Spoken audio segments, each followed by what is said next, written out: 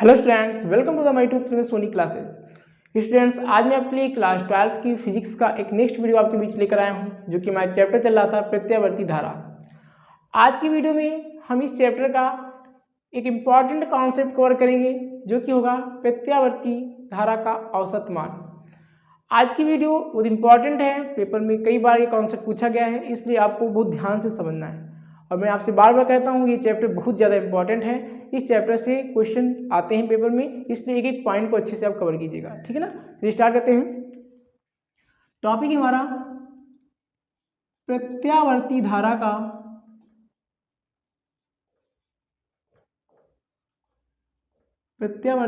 का औसत मान।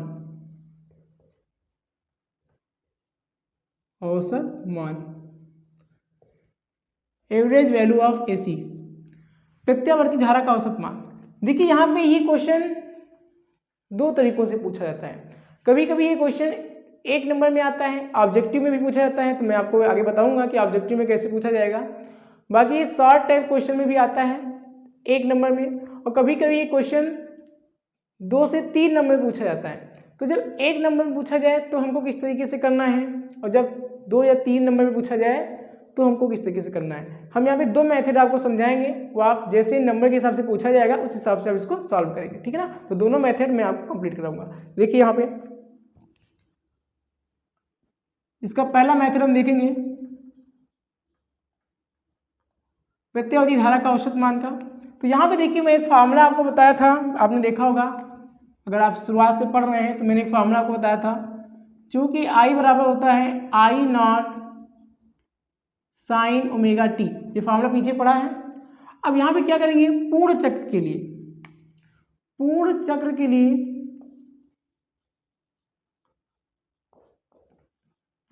लिए निकालें। तो यहाँ पे जो ओमेगा टी का मान होता है, ओमेगा टी उसका मान होता है 2 पाई।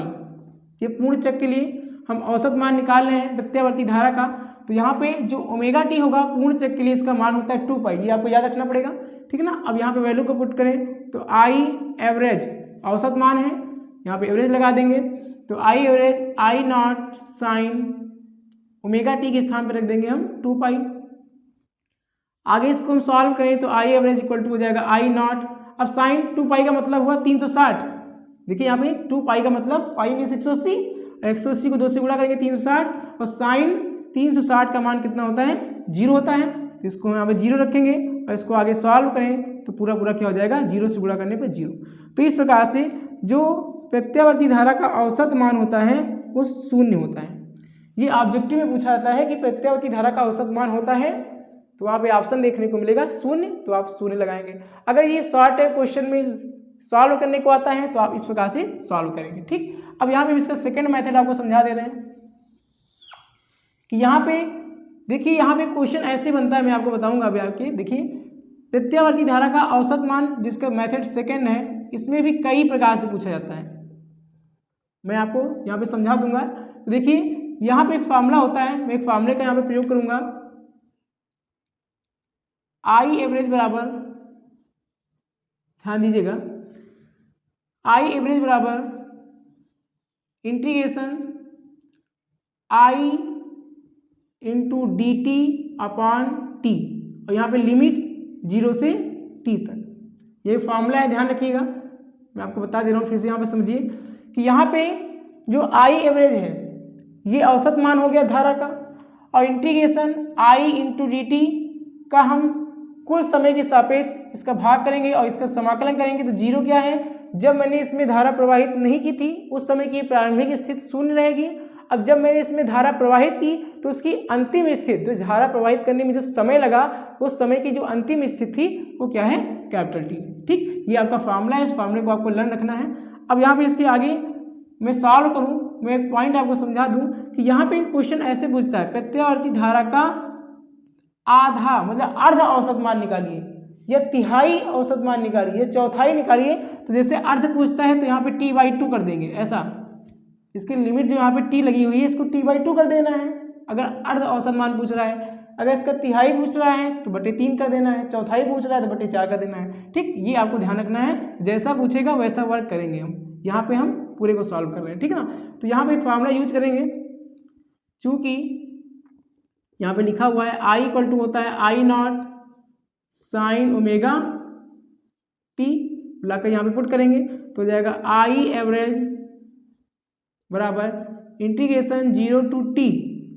अब I का मान क्या हो जाएगा, I not sine omega T into D T upon क्या हो जाएगा टी, ये आपका ठीक। अब इसको हम आगे सॉल्व करें तो आई एवरेज इक्वल टू ये टी को बाहर निकालें तो बूढ़े को बटे में आ रहा ना, जब बटे में है तो ऊपर 1 निकलेगा तो 1/t इंटीग्रेशन 0 टू टी। अब यहाँ पे हो जाएगा आई नॉट, अब देखो आई नॉट को भी बाहर निकाल ले रहे हैं इसी टाइम, ये आई नॉट भी बाहर मैंने निकाल लिया है तो यहाँ बचेगा sign omega T into D T. इस बात को ध्यान दीजिएगा। अब आगे हम वर्क करें तो यहाँ पे देखिए, यहाँ पर मैं आपको बता दूं कि जो एक अलग से मैं आपको समझा दे रहा हूँ, ध्यान दीजिएगा। Integration sine t equal to होता है माइनस कॉस टी, ये फार्मूला है, ध्यान देना, खासकर बायोलॉजी के स्टूडेंट तो बहुत ध्यान देंगे यहाँ पे कि यहाँ पे जो इंटीग्रेशन साइन टी होता है उसका फार्मूला होता है माइनस का कॉस टी। अब यहाँ पे देखिए एक्स्ट्रा क्या है, यहाँ पे ओमेगा है, तो यहाँ पे मैंने इससे पहले वीडियो में आपको बताया था यदि अवकलन होगा तो वो अवकलन में ही ओमेगा आगे चला आएगा और समाकलन होगा तो ये ओमेगा बटे में हो जाएगा, ठीक है ना। देखिए यहाँ पे बता रहे हैं आपको, हो जाएगा आई नॉट अपॉन टी। अब यहाँ पे इसका हम समाकलन करेंगे तो यहाँ पे बॉक्स लगाएंगे ब्रैकेट और ये लिमिट को उठा के यहाँ पे रख देंगे 0 टू टी, ठीक। अब यहाँ पे देखो साइन ओमेगा टी क्या क्या होता है माइनस कॉस टी, तो यहाँ पे माइनस है, इस माइनस को बाहर निकाल ले रहे हैं, देखो माइनस बाहर निकाल लिया है तो माइनस। अब यहाँ पे हो जाएगा कॉस, तो हो जाएगा कॉस। अब यहाँ पे टी, लेकिन यहाँ पे टी नहीं, क्या है ओमेगा टी, लिखेंगे पूरा ओमेगा टी है तो पूरा लिखेंगे ओमेगा टी, बस बटे में क्या लगा देंगे, यहाँ पे एक्स्ट्रा क्या है ओमेगा है तो ओमेगा बटे में चला जाएगा। समाकलन में ना यहाँ अवकलन होगा तो ये ओमेगा आगे आ जाएगा, इस बात को ध्यान रखना। समाकलन में क्या होता है, ये ओमेगा जो एक्स्ट्रा है इसका यदि हम समाकलन करेंगे अलग से तो ये इस प्रकार से बटे में निकल आएगा, ठीक है। मैं आपको टेक्निक के माध्यम से समझा रहा हूँ, उसको ध्यान दीजिएगा। अब यहाँ पे क्या करेंगे, आगे इसको हम सॉल्व करें तो यहाँ पे मैं इसको इरेज कर दे रहा हूँ, यहाँ पे ये फार्मूला आप याद कर लीजिएगा। अब देखिए इसके आगे हम इसको सॉल्व करें तो यहाँ पे क्या हो जाएगा,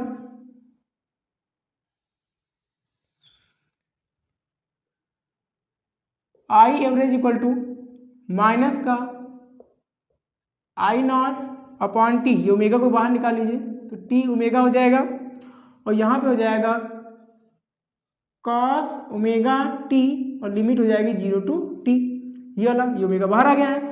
अब यहाँ पे फॉर्मूला लगाएंगे upper limit minus lower limit का, तो यहाँ पे क्या आ जाएगा I average equal to minus का I naught upon t omega. अब यहाँ पे देखिए अपर लिमिट तो हो जाएगा कॉस ओमेगा, अब टी के स्थान में अपर मीन्स ऊपर वाली लिमिट क्या है कैपिटल टी है, capital T minus lower limit यानी कॉस ओमेगा और टी के स्थान में क्या रख देंगे 0 और 0 को ओमेगा से गुणा करेंगे तो पूरा पूरा क्या हो जाएगा 0। ध्यान दीजिएगा यहाँ पे 0 को रखेंगे तो 0 ओमेगा करेंगे तो 0 हो जाएगा। अब इसको आगे सॉल्व करें तो आई एवरेज बराबर माइनस आई नॉट अपॉन टी ओमेगा। अब यहाँ पे देखिए कॉस ओमेगा का मान होता है 2 पाई, ये ओमेगा का मान होता है, ये याद रखना पड़ेगा आपको ना, इस डाटा को याद रखना पड़ेगा। तो 2 पाई बाई टी ये ओमेगा का मान और ये वाला टी को ऐसे लिखा और कॉस 0 को मैंने ऐसे ही नोट कर लिया कॉस 0, ठीक है ना। आगे इसको सॉल्व करें तो हो जाएगा आई एवरेज इक्वल टू हो जाएगा माइनस का I naught upon t omega.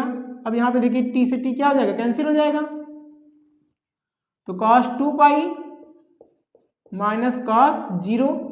अब यहाँ पे आगे इसको सॉल्व करें तो आई एवरेज इक्वल टू हो जाएगा माइनस का I naught upon t omega और कॉस 360, देखिए 2 पाई का मतलब हो 360 और कॉस 360 का मान होता है 1 माइनस कॉस 0 का मान भी होता है 1। इस प्रकार से वैल्यू को रखें और यहाँ पे इसको हम आगे सॉल्व करें तो आई एवरेज बराबर हो जाएगा माइनस का आई नॉट, ध्यान दीजिएगा यहाँ पे, अब माइनस का आई नॉट टी ओमेगा है और 1 में से 1 घटाएंगे तो क्या आएगा 0, 1 में से घटाएंगे 0 और 0 को देखो ये गुणा के रूप में है ना, 0 को जब पूरे से गुणा करेंगे तो पूरा पूरा क्या हो जाएगा 0 हो जाएगा। तो इस प्रकार से आई एवरेज का मान कितना आया 0, जो कि यहाँ पर भी आया था। तो इसका दूसरा मेथड है, देखिए ये हमारा पहला मेथड है, ये हमारा दूसरा मेथड है। तो जैसे नंबर के हिसाब से आएगा 2 से 3 नंबर में आएगा तो आप सेकंड मेथड का प्रयोग करिएगा, 1 नंबर में आएगा तो आप फर्स्ट मेथड का प्रयोग करना। ऑब्जेक्टिव में पूछा जाता है तो 0 आपको मैंने बता ही दिया है। तो इस वीडियो में मैंने आपको प्रत्यावर्ती धारा का औसत मान बताया। ये आप बहुत ध्यान से तैयार कीजिएगा, बहुत इंपॉर्टेंट कॉन्सेप्ट है, ठीक है ना। और फिर मिलेंगे आपसे इसी से जुड़े टॉपिक के साथ। वीडियो पसंद आई हो तो वीडियो को लाइक करें और चैनल पर नए हो चैनल को सब्सक्राइब जरूर करें। Thank you.